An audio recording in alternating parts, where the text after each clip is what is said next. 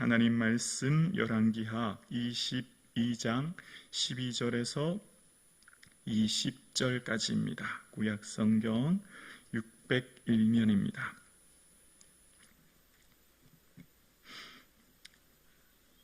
살아계신 하나님의 말씀을 우리 거룩한 마음으로 함께 합독하시겠습니다.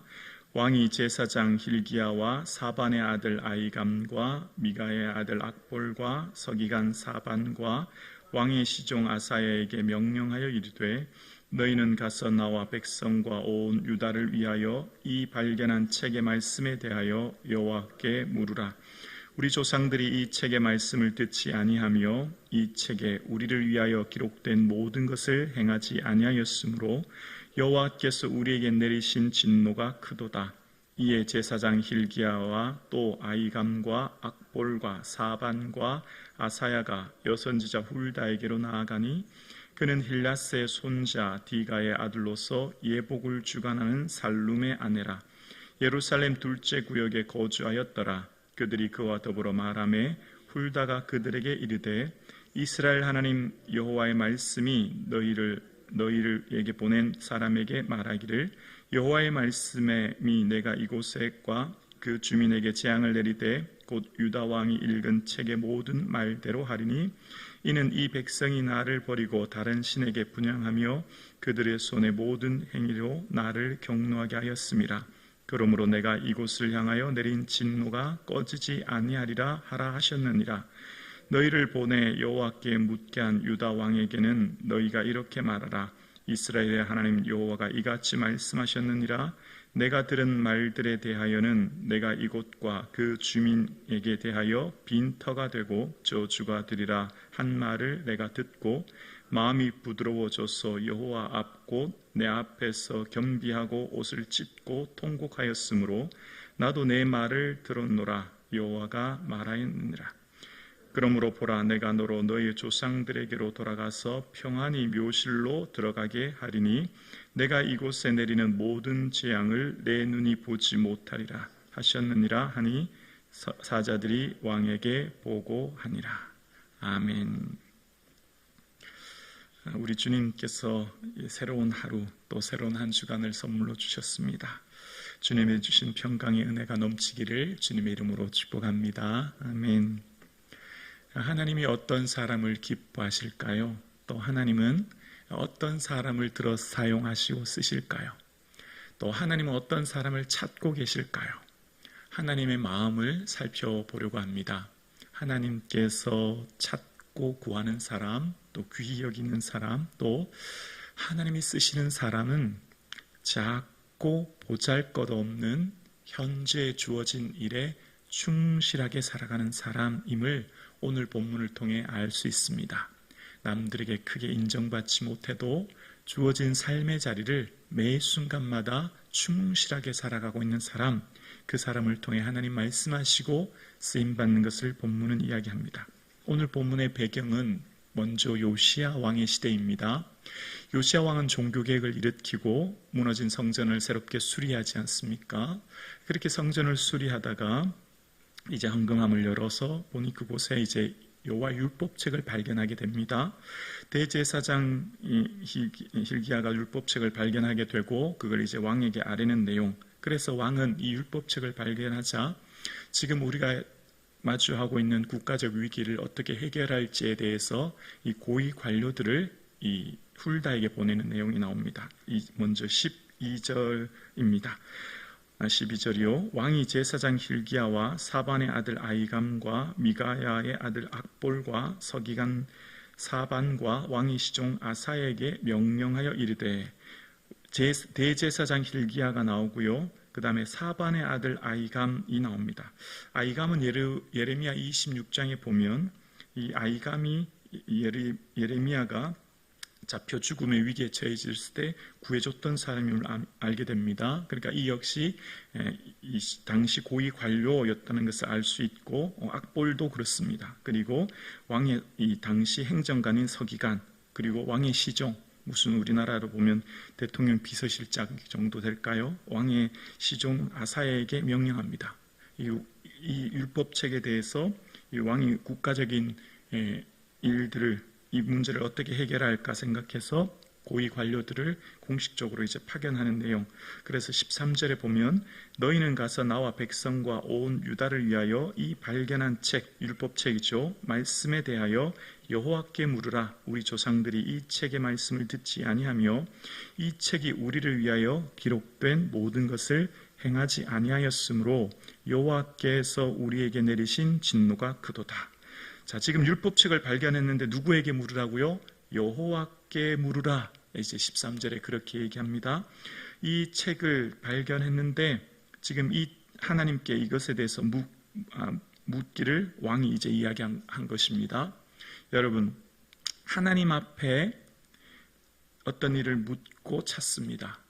지금 하나님 앞에 이 문제에 대해서 어떻게 해결할지에 대해서 문제를 찾는 이 당시에 그 다음 어떻게 구체적으로 하나님께 묻는지를 14절에 나옵니다. 14절 보면요.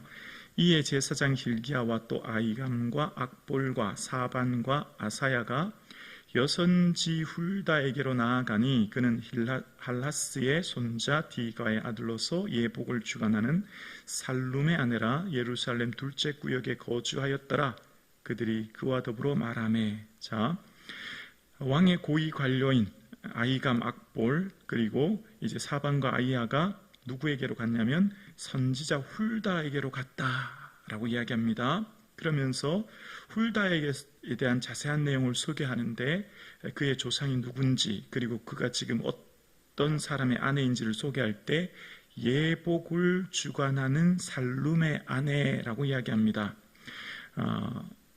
율법책의 제사장들의 예복을 어떻게 지어야 될지, 만들어야 될지 율법에는 아주 자세히 이야기하고 있죠. 율법책에 하나님께서 세우신 제사장, 그 제사장의 의복을 어떻게 만들어야 될지에 대해서 이야기하고 있었고, 그래서 아마 이 훌다는 어떻게 하면 이 예복을 좀 더 정확하게 잘 지을까 생각했기 때문에 율법 사본을 늘 읽었던 것으로 생각됩니다. 그리고 그가 살고 있는 곳은 예루살렘 둘째 구역이라고 하는데 히스기야 시대에 예루살렘 성전을 확장했고 우리로 요즘으로 말하면 무슨 신도시쯤 되죠. 거기에 이제 살고 있었다는 겁니다. 자, 여기서 한번 생각해 볼게요. 당시의 여성들은 이 가부장 시대의 문화 아래 여성들과 아이들은 숫자에도 잘 들지 못할 정도의 이 가부장적인 사회, 어떤 집안의 제물로 취급되는 아주 낮은 지위와 신분을 가지고 있는 사람들이 여성이었습니다. 그런 여성입니다. 그리고 특히 지금 이 여성은 남편 살룸과 함께 예복 만드는 일을 열심히 하는 사람이었다는 겁니다. 이 시대적으로 봤을 때 무슨 특별한 신분적인 높은 위치도 아니었다는 걸 알게 되죠. 지금 이 여선지자의 뜻은 두더지라는 의미가 있다고 합니다. 무슨 이렇게 두더지 구멍이 여러 개 있지만 땅은 그 깊이는 하나로 통해져 있다고 하지 않습니까? 그러니까 어쩌면 말씀에 대한 맥을 가지고 있고 또 열심히 뭔가를 노력했던 그런 의미가 좀 담겨져 있는 것 같아요. 그러니까 이렇게 좀 생각해 볼 수 있죠. 아마 아이들이 있었다면 열심히 밥하고 빨래하고 청소하면서 남편을 도와서 또 열심히 예복을 만드는, 뭐 사회적으로 볼 때 뭐 특별하게 뛰어나거나 높은 지위도 아닌 그냥 평범한 아내, 평범한 여성, 그리고 자기의 주어진 일들을 그냥 충실히 하고 있는 그냥 한 사람이라는 거죠. 그러니까 뭐 특별한 높은 신분이나 위치도 아닌 그가 어떻게 됐죠? 예복을 만드는 그에게 사람들이 찾아왔다는 거예요. 자, 그에게 훌다에게 찾아왔다고 하는 것은 당시 훌다가 말씀에 대한 어떤 권위가 있었다는 것을 또한 추측해 볼 수 있습니다. 왜냐하면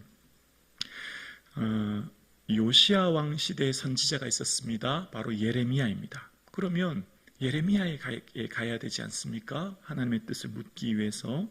근데 지금 예레미야에게 가지 않고 여선지자 훌다에게 왔다, 이렇게 얘기합니다.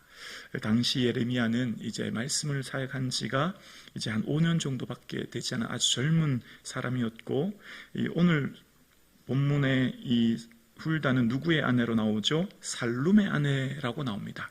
살룸은 누구냐면 예레미야 32장 7절에 보면 예레미야의 숙부라고 합니다. 숙부. 그러니까 예레미야의 숙부가 살룸이었고 훌다는 숙모였죠.